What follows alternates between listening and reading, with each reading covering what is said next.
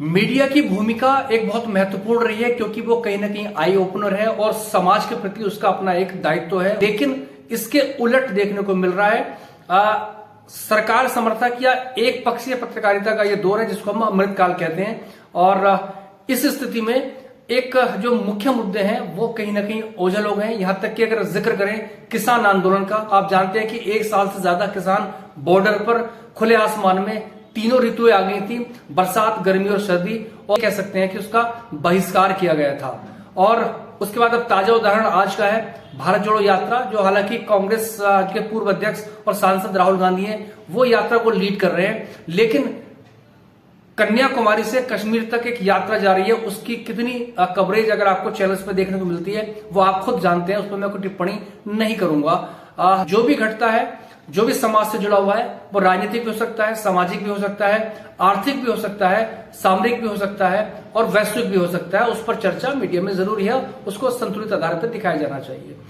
दाल में नमक, अगर पूरी दाल नमकी हो जाए वो दिक्कत है, तो आज स्थिति यह है कि पूरी दाल नमकी हो गई है। और जैसा मैंने जिक्र आपसे किया था कि चंद लोगों के हाथ में जैसे कह सकते हैं आर्थिक जो गतिविधियां हैं वो उनके हाथ में आ रहा है। और वैसे ही मीडिया की स्थिति भी है कि लगभग 2/3 से ज्यादा जो पूरा मीडिया न्यूज चैनल्स हैं वो चंद लोगों के हाथों में आ गए हैं। तो जाहिर सी बात है उनके अपने आर्थिक हित हैं, उनके या अपने दूसरे उनके हित हो सकते हैं, व्यवसाय के हित उनके हो सकते हैं। तो उनका मकसद पत्रकारिता से लेना नहीं है। इससे गंभीर चीज एक और है कि एक एंकर्स हैं, तमाम जो जर्नलिस्ट हैं, उनकी भी कहीं ना कहीं प्रतिबद्धताएं साफ तौर पर नजर आती हैं। वो बिल्कुल घुटने टेकते हुए नजर आते हैं। एक्सक्यूज ये होता है कि ये है, लेकिन हकीकत ये है कि उनकी अपनी भावनाएं भी साफ तौर पर परिलक्षित होती हैं, क्योंकि धर्म जो धार्मिक एक ध्रुवीकरण है वो देखा जा सकता है। हालांकि किसी भी काल में मेरा व्यक्तिगत मत है कि बिल्कुल स्पष्टता या कह सकते हैं कि बिल्कुल अगर निष्पक्षता शायद ना रही हो,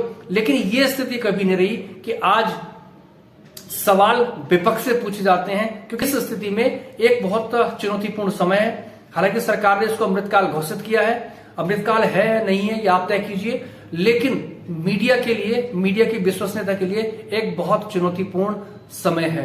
चैनल्स पे सुप्रीम कोर्ट ने बेहद तल्ख टिप्पणी की थी।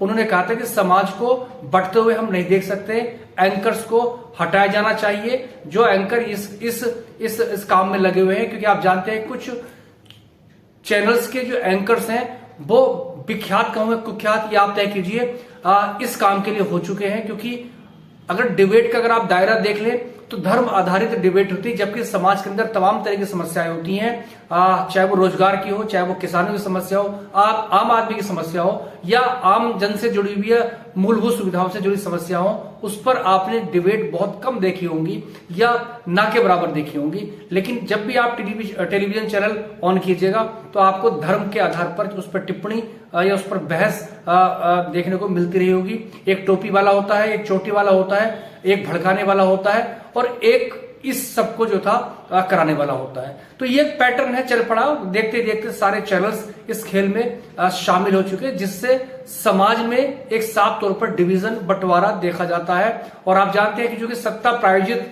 चीजें भी रही हैं, और जानते हैं कि सत्ता जब खुली तौर पर धर्म का इस्तेमाल करे तो ये भी एक अपने आप में महत्वपूर्ण मुद्दा है। ऐसा नहीं है कि अमृतकाल यानी नरेंद्र मोदी जी का अमृतकाल, उसी में मीडिया पर सवाल खड़े हो रहे हैं या मीडिया वन साइड जा रहा है। पुरानी अगर सरकारों की बात करें तो तब भी एक किस्म का या एक लेवल तक एजेंडा पहले भी रहा होगा या रहा है।